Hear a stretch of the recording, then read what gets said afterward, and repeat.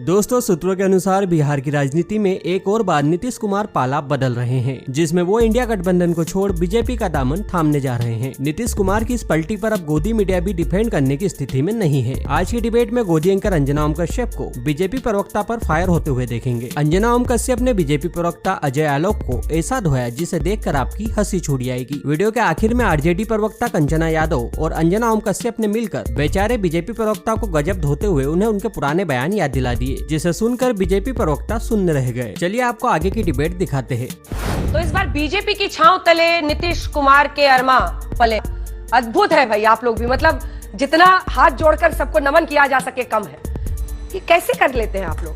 मतलब एक दिन पहले तक गाली, अगले दिन गले लगा लेना, क्या है ये? मतलब भारतीय राजनीति में शायद इतनी बार इधर से उधर करने का रिकॉर्ड किसी के नाम नहीं होगा जो आप लोग नीतीश बाबू के साथ कर रहे हैं। और ये भी ध्यान रखिए, खाली वो नहीं पलट रहे, आप लोग भी पलट रहे हैं। वो तो कहते थे मरने तक मैं नहीं जाऊंगा उधर, तो इधर से भी कहा जाता था कि दरवाजा बंद हो गया है। गजब। बिहार में कहते हैं ना गजबे। अंजना जी, आपको नहीं लगता है कि हम लोग बिहारी लोग बहुत जल्दी उत्साहित हो जाते हैं किसी चीज को लेकर? तुरंत उत्साहित हो जाते हैं, उत्साह के बाद तुरंत परम्यूटेशन, कॉम्बिनेशन, फिगर, ये एक मुख्यमंत्री, उप मुख्यमंत्री, मंत्री, तमाम हर चीज को मिला दिया। अरे अभी शादी टूटी नहीं है, दुल्हन भागी नहीं है। अरे आप बोल रही है नया दूल्हा तैयार हो गया? नहीं ठीक है, डिनाई कर दीजिए फिर।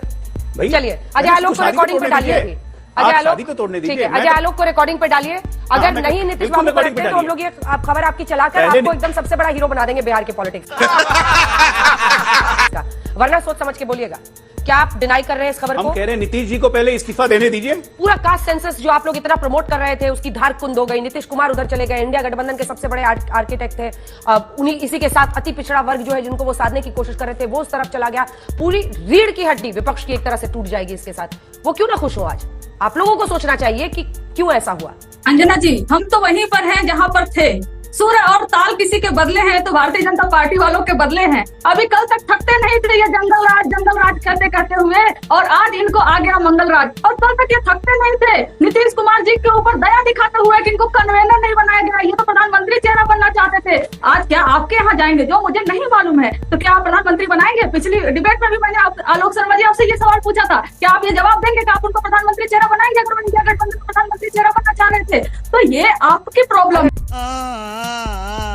अजय आलोक जी, कुल मिलाकर ये जो स्थिति बन रही है ये क्या पूरे पॉलिटिक्स पे, इंडिया के पॉलिटिक्स पे अच्छा रिफ्लेक्ट करती है? आप लोग कुछ दिन की कभी कुछ कहते हैं, कभी कुछ कहते हैं। अंजना जी, आप भी बिहार की हैं, तो पिछले 3 उपचुनावों में बीजेपी अकेले लड़ी, महागठबंधन पूरी ताकत से लड़ रहा था। तीनों उपचुनाव हम जीते। हाँ। और उस चुनाव के नतीजे साफ बताते हैं कि अति पिछड़ों का वोट ऑलरेडी शिफ्ट हो चुका था।